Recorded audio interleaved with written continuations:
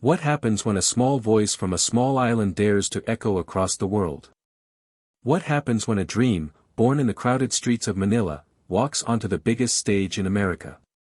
On one unforgettable night, the lights of America's Got Talent did not just shine on talent. They shone on courage. On sacrifice. On a dream wrapped in the colors of the Philippine flag. His name was Daniel Reyes. 27 years old. A delivery rider by day. A singer by heart. Daniel was quiet, almost shy. But inside him lived a fire that never stopped burning. He carried Elvis Presley in his voice. Not as an imitation, but as a tribute to the songs his late father used to play every Sunday morning. Back in Manila, his mother, Teresa Reyes, would sit by the small television every night. She was a laundry worker. Gentle. Strong in silence. She had never left the Philippines. But her prayers had already traveled to America. There was also Miguel Santos. Daniel's childhood friend. Loyal. Optimistic. The kind of friend who believed even when Daniel doubted himself.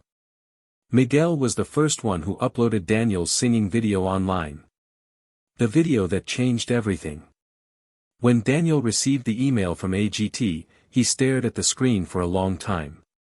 His hands trembled. America was far.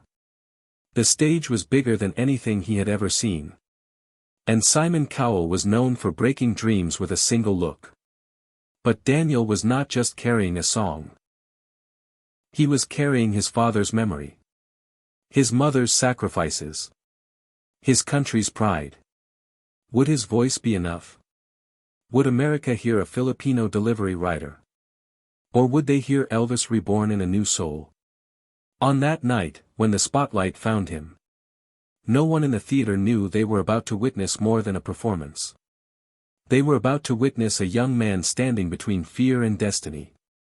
And when Simon leaned forward in his chair, the entire room held its breath. Because sometimes, one song can change a life. And sometimes, one Filipino dream can silence America. The question was simple. Was this that moment? Microphone Philippine Sparkles. Daniel Reyes had always lived a simple life. He woke up before the sun, when the streets of Manila were still quiet and gray. The air smelled of rain and gasoline, and the city stretched slowly into another busy day. He tied his worn-out sneakers the same way every morning. Carefully. Tightly. As if preparing for something bigger than deliveries. By 6 o'clock, he was already on his motorbike. A small insulated box strapped to the back. A helmet that had seen better days. He delivered food to strangers who barely looked at him. He smiled anyway. Daniel was soft-spoken. The kind of man who listened more than he talked. The kind who apologized even when things were not his fault. But inside him lived music. While waiting for orders, he would hum old Elvis songs under his breath. Sometimes he sang quietly into his helmet while riding through traffic. The chaos of the city became his background orchestra. At night, he practiced in his small bedroom. The walls were thin.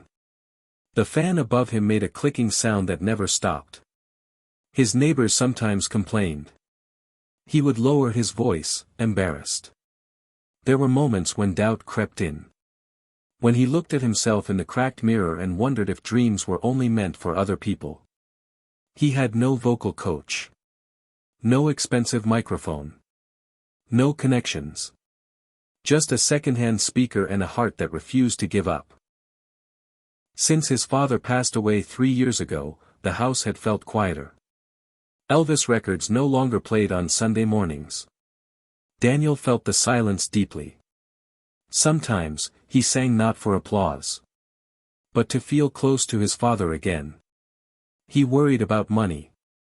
He worried about his mother working too hard. He worried that chasing music was selfish. Yet every time he tried to let go of the dream, something inside him tightened. Singing was the only time he felt fearless. The only time he felt seen. Now, standing on the edge of the AGT stage. His heart carried both fear and hope. He was not just a delivery rider. He was a son. A dreamer. And maybe a voice the world had not heard yet. The invitation from America's Got Talent should have felt like a miracle. But for Daniel, it felt like a storm. The email sat open on his old phone for hours. The words were clear. The opportunity was real. Yet his heart felt heavy. Going to America meant leaving his mother alone. It meant unpaid bills waiting on the kitchen table. It meant risking money they did not have for a dream that might end in seconds.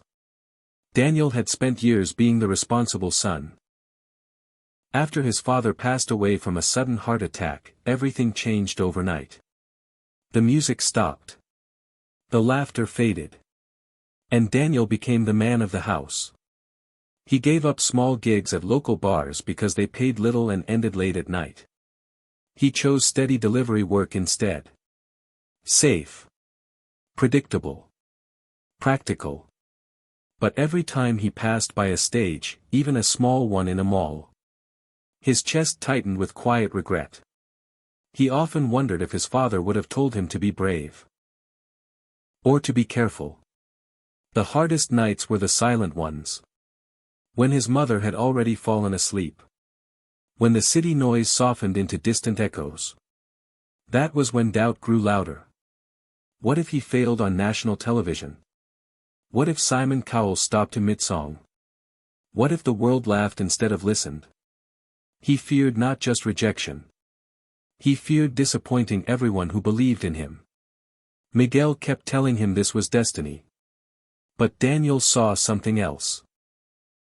He saw the possibility of public failure. Of returning home with nothing but embarrassment. And deeper than that fear was something more painful. A quiet guilt. A feeling that chasing a dream might mean abandoning his duty as a son. The central problem was no longer about singing. It was about choice. Security or risk. Fear or faith. Responsibility or destiny. Standing at that crossroads, Daniel felt more alone than ever. Because sometimes the biggest battles are not fought on a stage. They are fought in silence, inside the heart. The night before his flight to America, Daniel almost gave up. His suitcase lay open on the bed. Half packed. Half abandoned. Rain tapped softly against the window. The room felt smaller than ever. His mother sat quietly at the small wooden table, folding laundry. She had been silent all evening. Too silent. Daniel mistook her silence for worry. For fear. For doubt in him. Guilt wrapped around his chest like a heavy rope. He slowly walked to his old cabinet and pulled out something he had not touched in months. His father's worn leather jacket. Inside the pocket was a small folded paper. Old. Yellowed. Almost forgotten. It was a note written in his father's handwriting. Daniel had seen it before, but never truly read it with an open heart. The words were simple. They spoke about dreams. About courage. About never shrinking just to make others comfortable. But one line struck him differently that night. It said that a man's duty is not only to provide. It is also to inspire.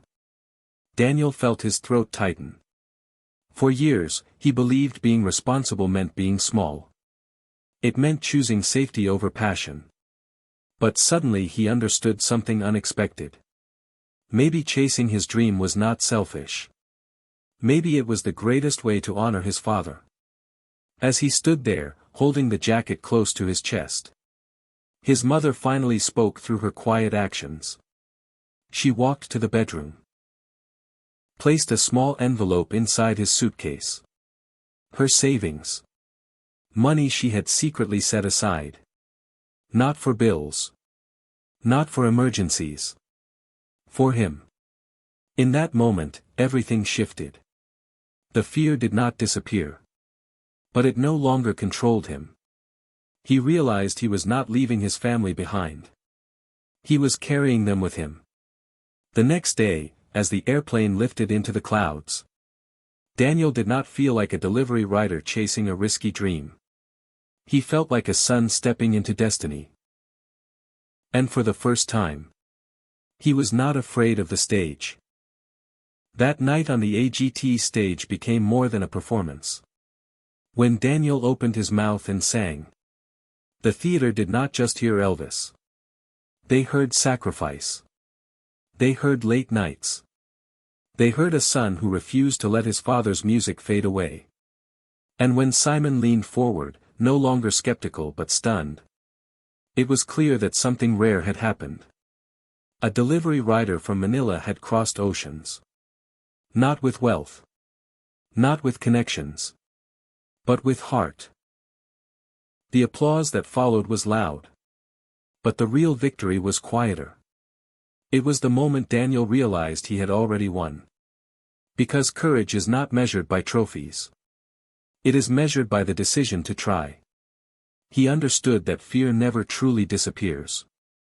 It simply steps aside when faith becomes stronger. Back home, his mother watched through tear-filled eyes.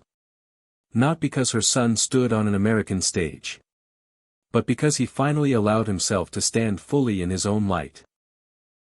Daniel's journey reminds the world of something simple. Dreams are not selfish. They are seeds planted in the heart for a reason. Sometimes we bury them under responsibility. Under doubt. Under the fear of failing in front of others. But when we choose courage, we do not just change our own life. We inspire someone else watching in silence. Maybe a delivery rider. Maybe a mother. Maybe a young dreamer who feels too small for a big stage. Daniel did not silence America because he sounded like Elvis. He silenced them because his story was real. And the greatest lesson of all is this. You do not need to be born powerful to move the world. You only need to be brave enough to let your true voice be heard. Microphone Philippine Sparkles.